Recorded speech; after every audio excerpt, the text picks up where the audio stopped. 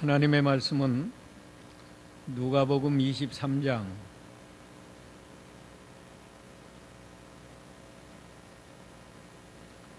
34절에서부터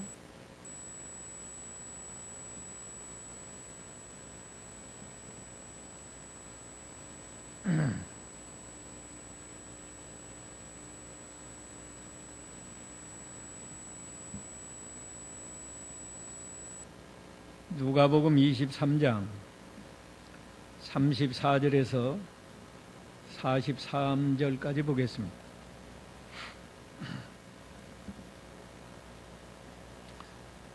읽겠습니다. 34절. 예수께서 말씀하셨다.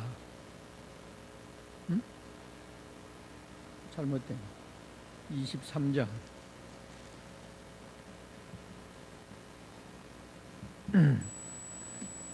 예수께서 말씀하시기를 아버지여, 저들은 자신들이 무엇을 하는지 알지 못하고 있으니 저들을 용서하소서라고 하셨다. 그들이 제비를 뽑아 예수님의 옷들을 나누었다. 백성들은 바라보며 서 있었고 지도자들은 비웃으며 말하기를 그가 남들을 구원하였으니 만일 하나님의 택하심을 받은 그리스도이면 자신을 구원하여라 하였다. 군인들도 조롱하며 예수님께 다가서서 그분께 신포도주를 주며 말하기를 네가 만일 유대인의 왕이라면 네 자신을 구원하여라 하였다. 예수님 위에는 이 사람은 유대인의 왕이다라고 쓴 죄패가 있었다. 십자가에 달린 죄수들 중 하나가 예수님을 모독하여 말하기를 당신은 그리스도가 아니요 그러니 당신과 우리를 구원하시오 하였으나 다른 이가 그를 꾸짖으며 대답하여 말하였다. 너는 동일한 처벌을 받고 있으면서도 하나님을 두려워하지 않느냐? 우리는 우리가 행한 일에 합당한 벌을 받는 것이 당연하지만 이분은 아무것도 잘못한 것이 없다. 또 그가 말하기를 예수님, 주께서 주님의 나라에 들어가실 때에 저를 기억하소서 하니 예수께서 그에게 말씀하셨다. 내가 진정으로 내게 말하니 네가 오늘 나와 함께 낙원에 있을 것이다. 아멘. 오늘 이 말씀을 통해서 가상칠언, 예수님이 십자가 위에서 7번 말씀하신 내용 증거하겠습니다. 예수님께서 십자가에 못 박히셨을 때 그 고통이라고 하는 것은 우리가 상상할 수 없는 참으로 처절하고 엄청난 고통이었을 것입니다. 우리는 감기를 걸려서 열이 한 39도만 올라가도 머리가 지끈지끈하고 아무 정신이 없는데 만일에 무슨 수술을 병이 생겨서 수술을 했다고 하면 또 마취 주사를 맞고도 수술을 하면 그 마취에서 깨어나면 심한 통증을 느끼는데 생사람을 뼈가 으스러지도록 못을 박아서 십자가에 매달아 놨는데 그 고통은 우리는 체험해 보지 않아서 상상할 수 없는 고통. 보통 사람 같으면 정신을 잃거나 정신을 잃지 않아도 그 고통 때문에 제대로 말도 못하겠는데 예수님은 전날 밤에 이걸 다 미리 아시고 하나님 앞에 간절히 기도했답니다. 땀이 땅에 떨어지는 핏방울같이 되도록 아주 간절하게 기도하셨기 때문에 십자가에 못 박히셨을 때 정신을 잃지 않고 맑은 정신으로 하나님과 계속 영적으로 교통하시면서 우리에게 꼭 필요한 진리의 말씀을 7번 말씀했어요. 그것이 가상칠언입니다. 7번 말씀하신 내용 가운데 오늘 본문에는 2번이 기록되어 있어요. 오늘 절절히 해석하는 건 그만두고 7번 말씀하신 내용을 증거하겠습니다. 첫 번째 하신 말씀은 여기 34절에 있는 말씀, 예수께서 말씀하시기를 아버지여 저들은 자신들이 무엇을 하는지 알지 못하고 있으니 저들을 용서하소서. 간추려서 짧게 말하면 저들 죄를 용서해 주소서, 그 말이에요. 이것이 첫 번 말입니다. 누구 죄를 용서해 달라고 하셨나? 자기를 십자가에 못 박은 무리들, 그리고 좋다고 예수님의 옷을 제비 뽑아서 서로 가지려고 하는 무리들, 그들을 위해서 예수님이 아버지께 기도했다고 할 수도 있고 아버지께 탄원했다고도 할 수 있어요. 아버지시여 저들의 죄를 용서하소서. 저들이 하는 짓을 알지 못합니다. 알지 못하고 저런 짓을 하고 있으니 불쌍히 여겨서 저들의 죄를 용서해 주소서. 이 말씀을 통해서 지금 예수님이 십자가에 못 박히신 그 목적이 뭡니까? 죄인들의 죄를 용서받게 하기 위해서 예수님이 십자가를 지셨다고, 그것을 우리에게 선포하시는 거예요. 세상에서도요, 누가 살인죄를 범했다고 합시다. 그러면 남들까지도 저 사람 죽여라 죽여라 그러고 그러는 세상. 근데 재판관 앞에 가서 누구만 저 사람 죄 용서해 주세요 할 수 있는 사람이 누군가? 직접 피해를 입은 사람. 내 자식을 죽였다. 내가 가서 재판관님 저 사람 불쌍히 여기서 용서해 주세요.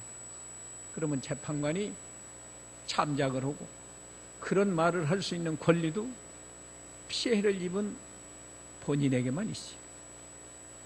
예수님이 십자가를 지신 것은 우리들의 죄를 대신 담당하기 위해서 십자가를 졌다. 우리가 잘 아는 대로 십자가는 그 당시 가장 흉악한 죄인을 사형시키는 사형 도구요. 예수님은 죄가 없는 하나님의 아들이신데 왜 십자가를 지셨나? 우리들의 죄값을 예수님이 대신 담당하시기 위해서 십자가를 지시고, 그러기 때문에 아버지여 저들의 죄를 사하여 주옵소서 하고 기도했어요. 오늘 고난주일인데 우리가 매년 1년에 한 번씩 고난주일을 당하지만 우리가 몇 번 이 고난주일을 더 맞고 세상을 떠날지 알 수 없지만 오늘 참으로 통절히 예수님의 고난을 우리가 동참하는 심정으로 이 말씀을 우리가 받아야 되겠습니다. 예수님은 지금도 우리를 향해서 저들의 죄를 사하여 주옵소서 하고 간구하고 계세요. 그렇다고 하면 거저 되나요? 우리가 하나님 앞에 자기 죄를 찾아서 회개하는 그런 자세가 필요해요. 아무리 예수님이 용서해달라고 해도 자신이 회개 안 하면 용서 못 받아요. 그러므로 예수님의 십자가는 바로 한마디로 말하면 사죄의 십자가다. 우리들의 죄를 용서해 주시기 위한 십자가다.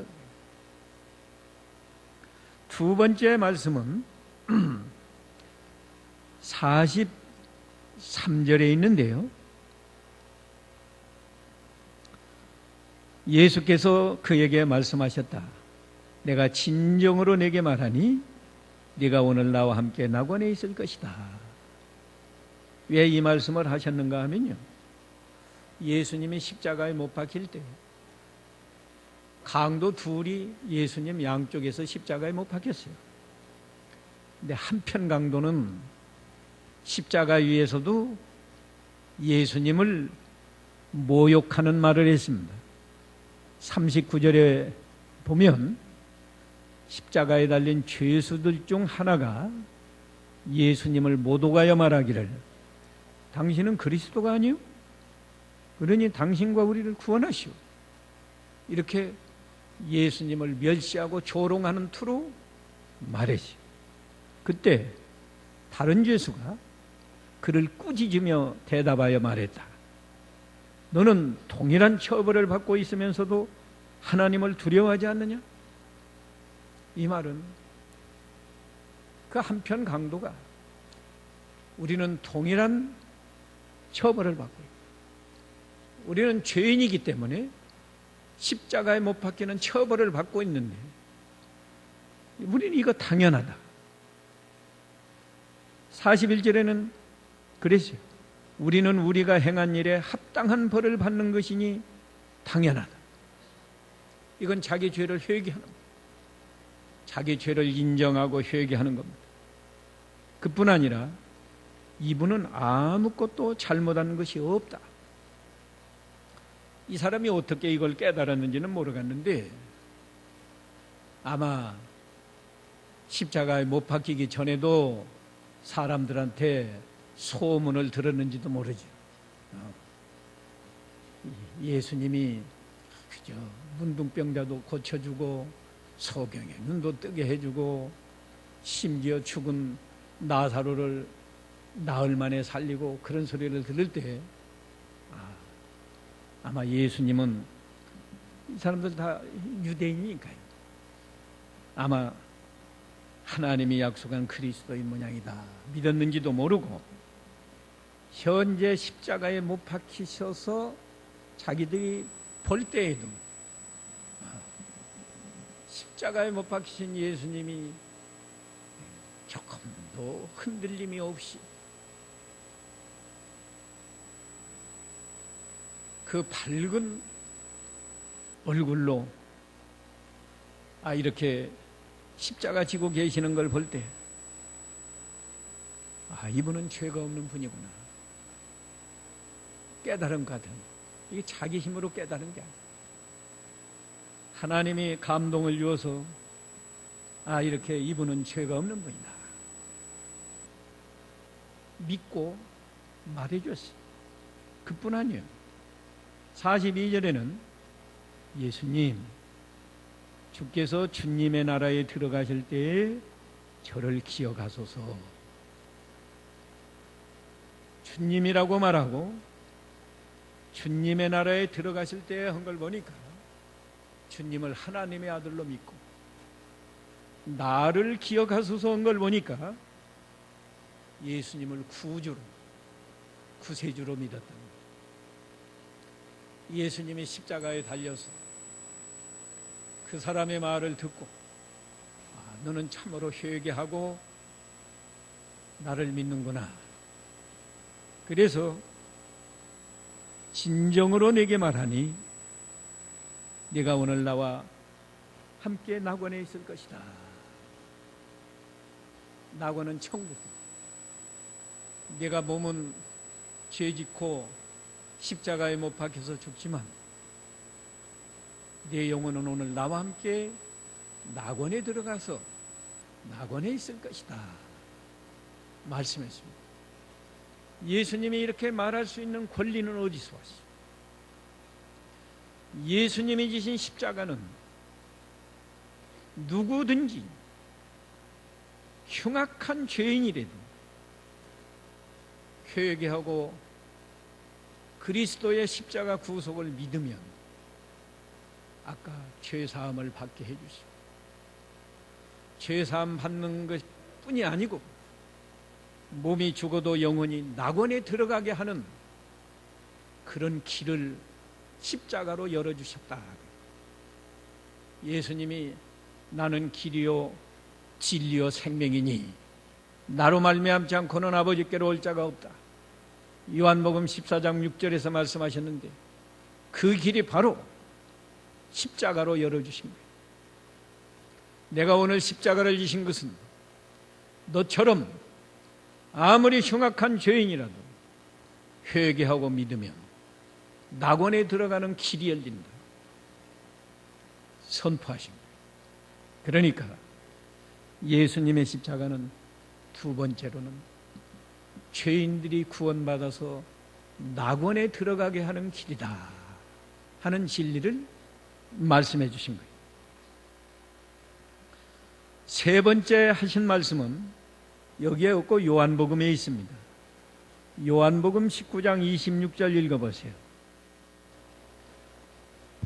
요한복음 19장 26절.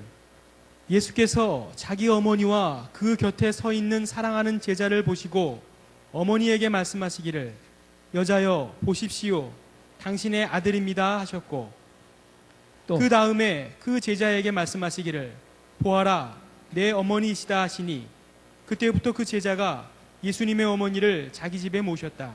예, 이건 어머니 부탁인데 우리가 초보적으로 생각하면 우리 예수님이 하나님의 아들이시지만 사람의 몸을 입고 오실 때 마리아의 복중의 잉태에서 태어나시다. 이게 육신적으로만 보면 마리아는 예수님의 어머니예요. 어머니인데 어머니보다 일찍 하나님의 뜻을 다 이루시고 십자가에 달려서 자신은 아버지께 돌아가지만 땅에 남아있는 어머니를 생각할 때 육신적으로 아들로서 어머니에 대한 효도를 다 못해서 안타까운 심정으로 제자에게 부탁하면서 나는 하나님의 뜻을 따라서 이 십자가를 지고 아버지께 돌아가지만 어머니를 모실 아들이 여기 있습니다. 사랑하는 제자 사도 요한에게 어머니를 부탁하면서 네 어머니시다 말씀했어요. 이건 인간적으로만 보면 예수님은 마지막 운명하실 때까지 어머니에 대한 효도를 다하는 아주 효성스러운 예수님이, 그러나 그보다 더 큰 진리를 우리에게 말씀해 주신 건데 더 큰 진리가 뭔가? 예수님의 십자가 구속을 믿으면 죄사함을 받고 우리가 낙원, 천국에 들어가는데, 천국에 들어가면 모든 성도가 한 가족이다. 한 가족. 이 지상 생활은 내 가족은 사랑하고 내 가족은 아끼고 내 가족은 귀하게 여기지만 내 가족이 아닌 사람은 관심이 좀 적어요. 관심이 적고 내 가족처럼 사랑하지 못합니다. 그러나 구원받아서 천국에 들어가면 다 한 가족이에요. 저 사람의 아버지가 내 아버지, 저 사람의 아들이 내 아들.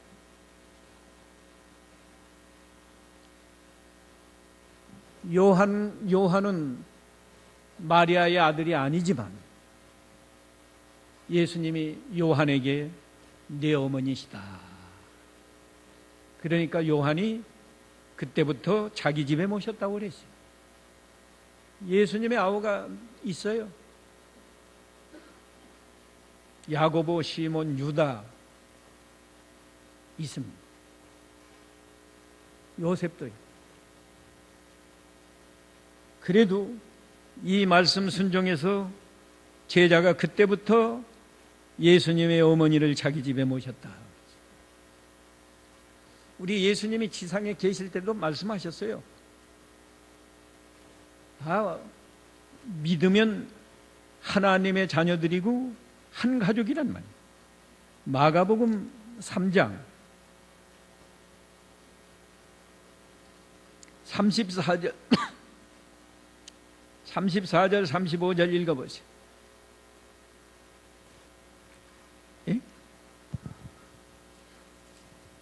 마가복음 3장 34절 자신의 주위에 둘러 앉아있는 자들을 둘러보시며 말씀하시기를 보아라 내 어머니와 내 형제들이다.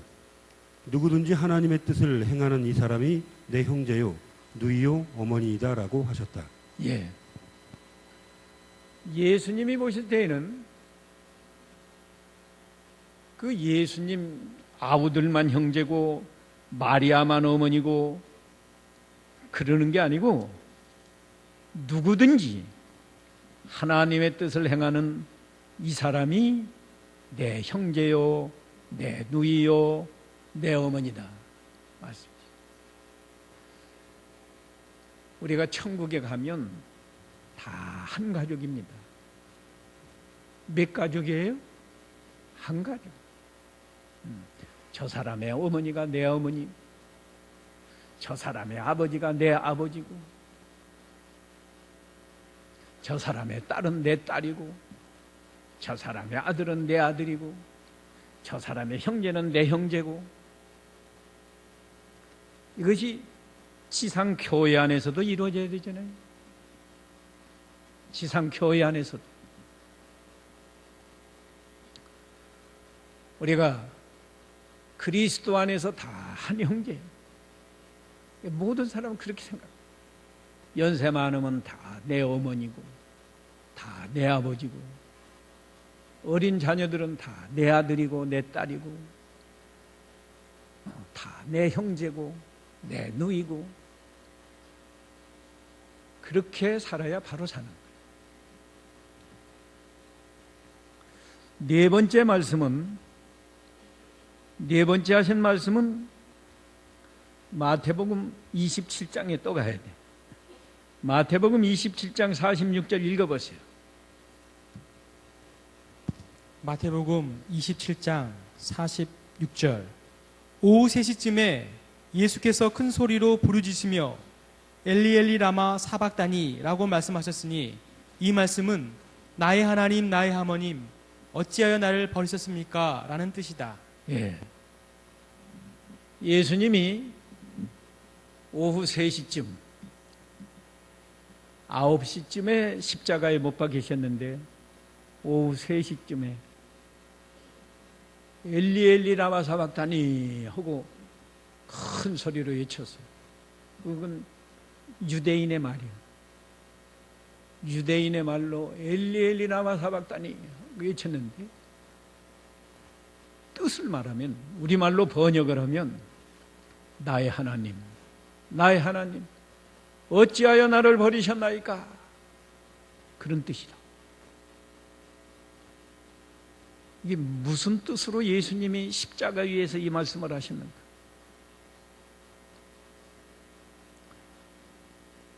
하나님을 향해서 나의 하나님 나의 하나님 어찌하여 나를 버리셨나이까? 그러면 하나님이 뭐라고 대답할 것이? 뭐라고 대답하실 것 같아요?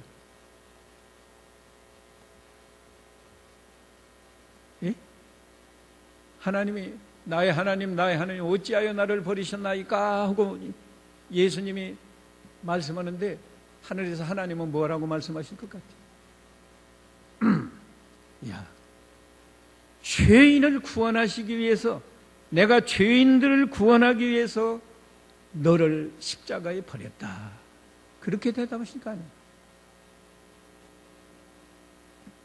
그러니까 이 말은 예수님이 지신 십자가는 죄인을 구원하기 위한 사랑의 십자가. 예수님 편에서 볼 때는 그걸 지금 찬송하는 거예요. 나의 하나님, 나의 하나님, 죄인을 구원하시기 위해서 나를 버리시다니요. 참으로 나의 하나님은 사랑이 극진하신 하나님입니다. 그런 찬송이라. 또 이 아주 의미가 심장해요. 나의 하나님, 나의 하나님 어찌하여 나를 버리셨나이까? 그러면 또 하나님이 뭐라고 대답할까? 그러니까 예수님이 죄가 없잖아요. 나의 하나님, 나의 하나님, 나의 죄가 없는데 왜 나를 버리셨나이까? 그러면 하나님이 뭐라고 대답할 것 같아요? 네가 죄인들의 죄를 다 대신 짊어졌지 않나? 너는 죄인들의 죄를 짊어진 속죄양이.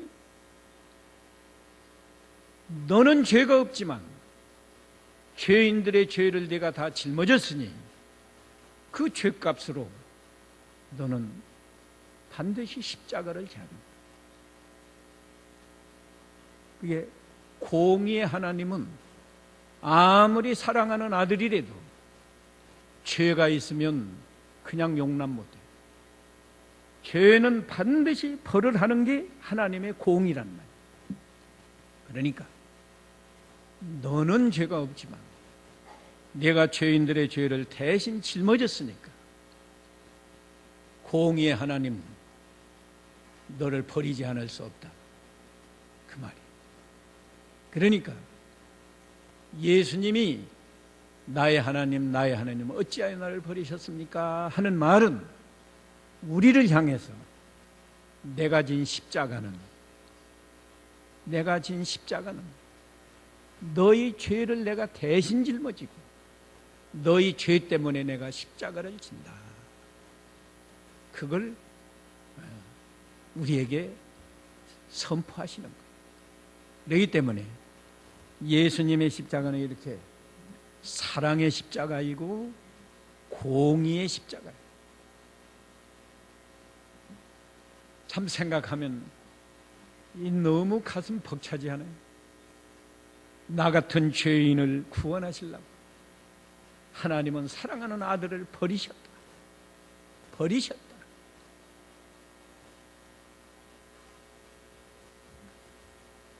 옆집 아이가 죽어가는데 당신 아들이 간이나 무슨 신장이나 이식하면 산다. 그럴 때 쉽게 떼어주겠어요? 떼어주겠냐? 우리 하나님은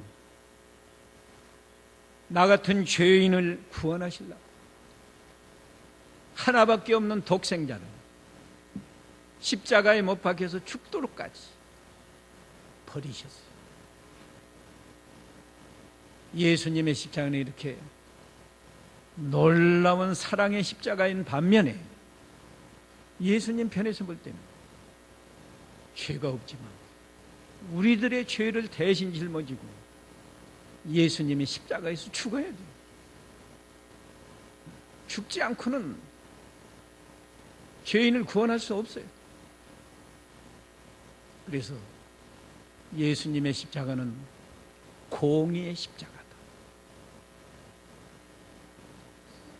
우리가 이런 말씀도 참 통절하게 깨달아야 됩니다. 우리가 죄를 범하면 징계와 벌을 피할 수가 없어요. 공의의 하나님이니까. 그래서 우리는 정신을 똑바로 차리고 절대로 죄를 안 지어야겠다는 결심을 가지고 살아야 되는데 다 해이해져 가지고 나는 구원받았으니까 지옥 가지 않는다 하고 오히려 마음 놓고 죄를 짓는 아주 그 망령된 행동.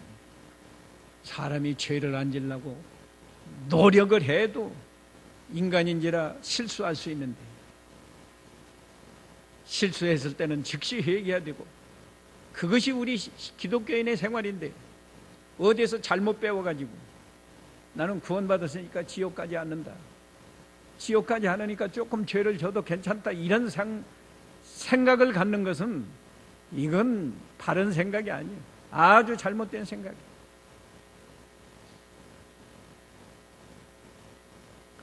다섯 번째는 다시 요한복음으로 갑니다. 요한복음 19장 28절 읽어보세요. 요한복음 19장 28절.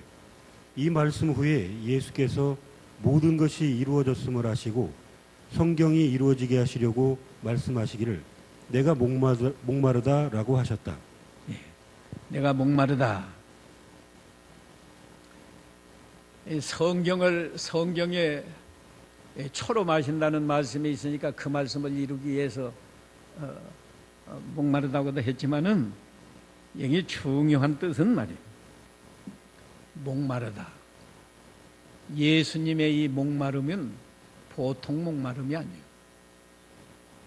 우리가 실제로도요, 배고픈 것도 고통은 고통이지만 그래도 며칠도 참을 수가 있습니다. 배고픈 거 며칠도 참을 수가 있어요. 그러나 정말로 목이 마를 때, 어떤 때 목이 마른가 하면요, 뙤약볕에서 땀을 많이 흘릴 때 목이 마르요. 땀을 많이 흘려서 목이 마를 때는요, 단 몇 분도 참기가 힘들어요. 그건 실제로 체험을 해봐야만 알지 체험 안 하고는 몰라. 너무너무 목이 마르면요, 물이 깨끗하지 않아도 그걸 마셔요. 지금 여기 편안하니까 조금만 하면 뭐 안 먹는다 그러죠. 정말로 목이 마른 군인들이 훈련하다가 영 할 때는 어떤 줄 아세요? 자기 소변을 자기가 먹는 사람도 있어요. 예수님의 목마름은요, 십자가에 못 박혀서 그 고통 가운데서 땀이 다 나오고 속에서 진액까지 다 나와가지고 혀가 타들어가는 목마름. 이건 바로 지옥 고통을 상징하는 겁니다. 예수님이 목마르다 했으니까 우리는 그저 차나 한 잔 마시면 되는 그런 목마름이 아니고 무슨 고통이라고요? 지옥 고통을 말합니다. 누가복음 16장 24절에 가서 보면 부자와 나사로 비유가 나오는데, 지옥에 간 부자가 그 아브라함에게 부탁한 게 뭐예요? 나사로를 좀 보내서 무엇에다가 물을 찍어서? 손가락에 물을 찍어서 내 혀를 서늘하게 하소서 그랬어요. 지옥의 고통 가운데 이 목마른 고통을 그렇게 배워요. 예수님이 내가 목마르다 하신 것은 예수님의 십자가는 곧 지옥의 고통을 의미하는 거예요. 우리가 우리 죄 때문에 지옥에 떨어져서 고통받아야 할 건데 예수님이 우리 죄를 대신 짊어지시고 우리가 받아야 할 지옥 고통을 예수님이 대신 받으셨다. 예? 그걸 우리에게 알려주는 거예요. 예수님은 십자가에서 지옥 고통을 다 받으시고 우리에게는 지옥 고통을 받지 않도록 면제해 주었어요. 얼마나 감사한가.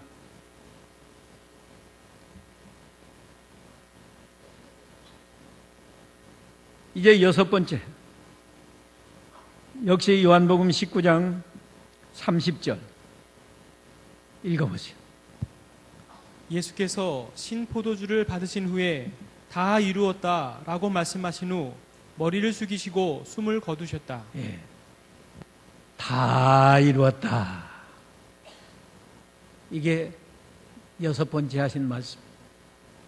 다 이루었다. 무엇을 다 이루었어요? 하나님의 뜻을 다 이루었다. 어떻게? 죽기까지 순종해서, 십자가를 지고 죽기까지 순종해서 아버지의 뜻을 다 이루었다.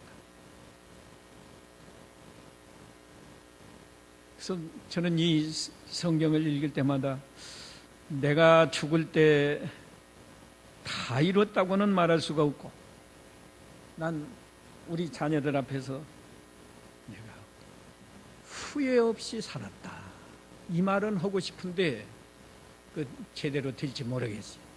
네. 부끄럽지 않게 살았다. 근데 사실 그 말 다 못 할 것 같아요.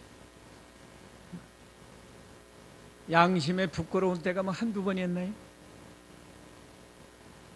예수 믿고 난 다음에도 가만히 생각해 보면 잘한 것보다 잘못한 게 더 많아.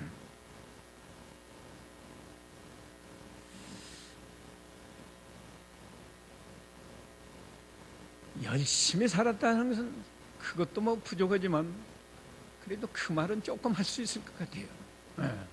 내가 열심히 살았다.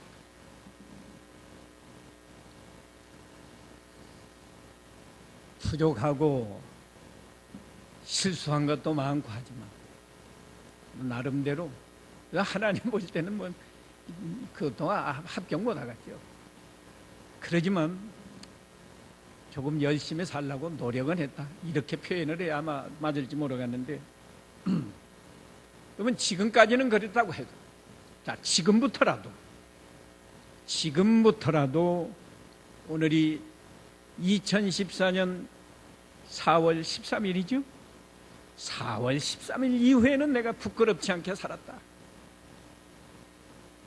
내가 성실하게 믿음 생활했다. 내가 양심에 부끄럽지 않게 살았다. 4월 13일 이후에는 그럴 수 있어야 되지 않겠어요? 다 이루었다. 또 이 다 이루었다는 말씀은 우리 인간들을 향해서는 너희 구속을 다 이루었다. 너희 죄를 내가 지고 내가 십자가에 못 박혀서 너희를 구속하는 일 다 이루었다. 우리는 예수님의 십자가 구속을 믿으면 단번에 죄사함을 받는 거예요. 예수님이 다 이루셨기 때문에 얼마나 감사합니다. 너무너무 감사합니다. 마지막으로 7번째는 내 영혼을 아버지 손에 부탁합니다 하는 말씀인데, 아까 누가복음 23장 46절 읽어보세요. 누가복음 23장 46절. 예수께서 큰 소리로 부르짖으며 말씀하셨다. 아버지시여, 내 영을 아버지의 손에 맡깁니다. 이 말씀을 하시고 숨을 거두셨다. 예. 아버지시여, 내 영을 아버지 손에 맡깁니다. 그 말씀 무슨 말씀? 예수님은 십자가에 못 박혀 죽으시면서 마지막까지 내 영혼을 아버지 손에 부탁합니다 하고, 그러니까 평안한 거죠. 평안한 마음으로 세상을 떠나시. 이 불신자들은요, 죽음이 가까우면 여간 불안하고 고통스러운지 모릅니다. 병만 걸려도 불안. 죽을 병 걸렸다 하면 뭐 얼굴이 그냥 하얘지는 거. 그러나 우리 예수님은 내 영혼을 아버지 손에 부탁합니다. 부탁했기 때문에 죽음 앞에서도 평안한 마음으로 천국에 갈 소망을 바라고 아버지 뜻을 다 이뤘으니까 아버지께서 내 영혼을 받아주시고 천국으로 영접해 주실 걸 믿고 평안한 마음으로 내 영혼을 아버지 손에 부탁합니다 하고 고개를 숙이고 운명하셨다고 했어요. 우리 예수 믿는 성도는 예수님처럼 이렇게 죽어야 돼요. 죽음이 눈앞에 올 때 불안하고 두려운 게 아니라 내 영혼을 아버지 손에 부탁합니다. 평안한 마음으로 세상을 떠나는 이런 은혜와 축복이 우리 모두에게 있으시기를 바랍니다. 이 말씀 기억하시면서 각자 잠깐 기도하십시오.